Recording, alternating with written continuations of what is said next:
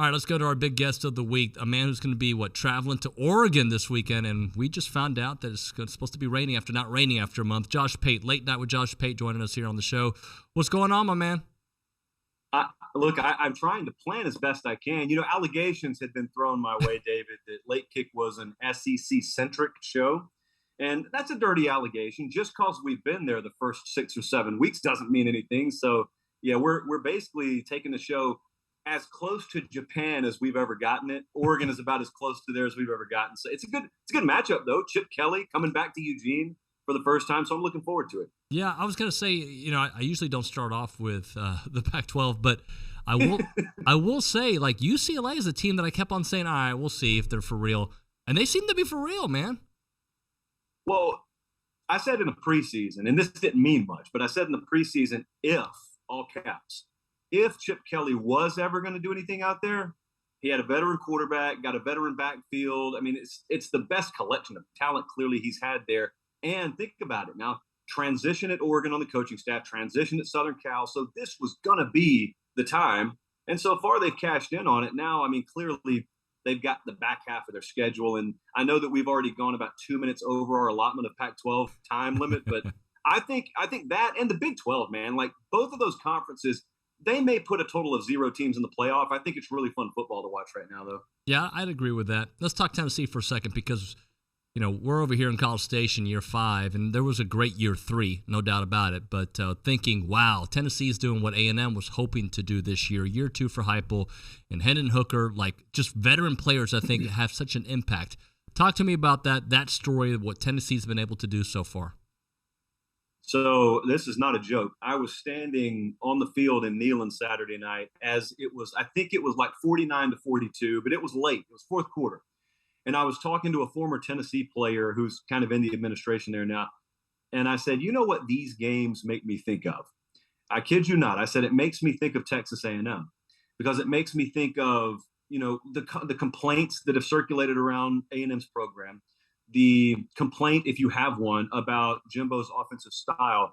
And it's one thing to question play calling down to down. I don't really get into that. But the overarching 50,000-foot philosophical conversation, you could just use results, David. You don't have to be able to X and O your way around anything to just know we're A&M. Here's our output. It's not good enough. And the reason I mentioned the Tennessee game is because you just mentioned Heupel, year 2. And by the way, they didn't bring in a ton of kids via the transfer portal. That's a team full of Jeremy Pruitt's players. And I mentioned A&M because A&M is one of about half a dozen programs in America that can choose to do whatever they want because they can get the athletes with which to do whatever they want philosophically. So they are choosing to do what they do offensively. Tennessee, conversely, has chosen to do what they're doing offensively. And with a roster that probably doesn't rate right now in the top 13 or 14 in the entire nation talent-wise, they're squeezing more than every drop of potential out of it and then some. And it just always, it boggles my mind. You could say the same thing about Bama defensively right now. You're going to watch Kentucky play Tennessee in a couple of weeks. I don't know what the final score will be. I guarantee you Tennessee doesn't hang half 100 on Kentucky defensively. So what you were saying about Bama offensively, you can say about Bama or A&M offensively, you can say about Bama defensively, but that's where my mind starts to wonder when I'm watching Tennessee do what they're doing. Then you zoom in and you say, wow, I'm really witnessing this. We're really experiencing that 15-year dam finally get broken, literally, and then figuratively, you get the spilling out of people onto the field. I've never been around anything like that. We get to choose the game we go to every week. I was a part of 4 field stormings last year alone. Not included was the one in College Station, ironically, against Alabama. But, man, I have never been a part of something like that. That one I will remember for the rest of my life. I'm sure they will, too. Josh, we've maintained on this show, and this is not rocket science, but A&M right now averaging 19.6 points per game. Not good enough, obviously. If they just had half that, let's say they're, 119? Let's just say they're the 50th or 60th best offense in the country. They're probably 5-1 or maybe even undefeated. Mm-hmm. Yeah, I think that's one way to look at it. They're saying the same thing. This is not a unique problem to A&M.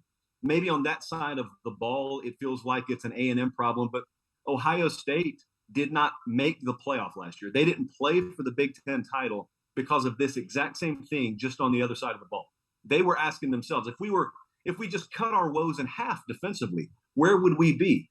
And so it's kind of $1 million question in a lot of different places. But at A&M, I think it's different offensively because I'm a believer. If we had this alternate universe, this would be really fun. If you and I could snap our fingers and we had an alternate universe and we could just toy around with it, and we were to keep everything about A&M the same, and I were to just bring in like Lane Kiffin or Josh Heupel, just pick your guy, and just give them the program for one calendar year, starting December, whatever the day after the SEC title game is.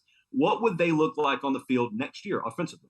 And it would be way better. I don't know how much better, but it would be way better. And so, I don't get into the questioning play calling because if Jimbo Fisher were next to me on this beautiful couch we have, man, he would talk my head off, and he would walk circles around me when it came to specific X's and O's stuff. But man, it's all about results at the end of the day. And that's something that Meemaw can understand. So if Meemaw can understand it, I can understand it. And I get the complaint. It's a valid complaint because unlike some places where they complain, as you and I talked about at SEC Media Days, that place out there, the place where you are, everything they ask of the fans give. Everything they ask in terms of investment is given. So at places like that, I think it's more than fair to have high expectations. How big of a game is this? I'd say for both programs, because A&M sitting in at 3-3. They win the second half of the schedule, very manageable. It sets them up for a nice night game against Ole Miss. That with Caulfield, anything can happen. For South Carolina, I don't know who they've beaten yet, but it feels like if they beat A&M and they get their 5th win and they're 5-2, they certainly have exceeded the expectations through 7 games. It very much would be that way. Here's the thing about college football. In Major League Baseball, they play 162 games. So you can have these streaks. You can go 4-12 in a stretch and still win the division. And conversely, you can go 12-4 and still finish 16 games out of 500. In football, we only play 12 of them. And so you can go 1 week from feeling like a team season has fallen off a cliff to realizing, hold up, you just said it. If South Carolina wins this week, their record would be what? 5-2. 5-2. Like, what did you feel about that team 2 weeks ago?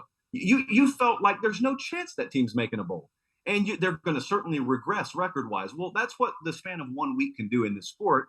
And I would say the exact same thing about Texas A&M. Look where LSU is right now. LSU is about to play Ole Miss for second place in the division. A&M's still in that conversation. We just said Ole Miss is there. Mississippi State could still be there. So it's really funny because there's the assumption, of course, that Bama, even though they just lost, they're going to keep that number 1 spot locked up. And I think they will. I don't know they will. It's dangerous to assume anything, but I think at the very least, when you get into a season a little bit like A&M did, the moment they lost to App State, a realist probably understood we're going to have to recalibrate our expectations. If I wanted to make the playoff, that's probably not going to be in the cards. Then you start to get into conference play and you lose to Mississippi State. Everything's still on the table after the win against Arkansas. And so I'm not saying there's a recalibration there, but you just teed it up perfectly. This game, the loser of this game, that's who has to start recalibrating their conference goals and whatnot. And the winner is all of a sudden thrust right back into a conversation that I think a lot of people had already hit the eject button for them on.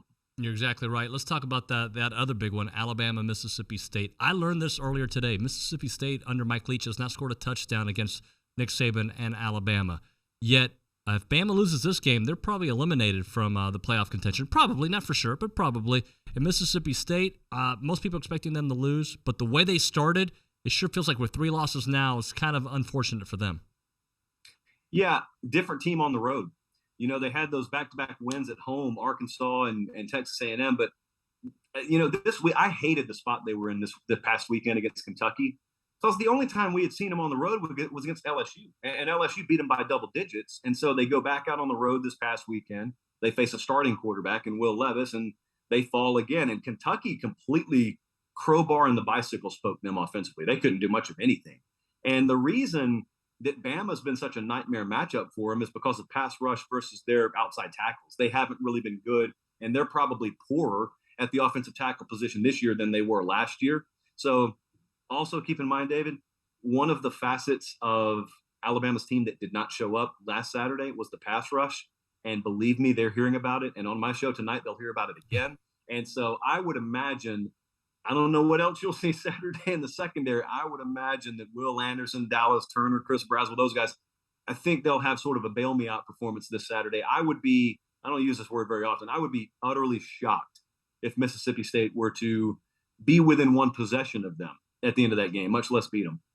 Josh, man, you're the best. Thank you so much. I hope to see you on the road here soon, my friend. Yes, sir. I appreciate you as always.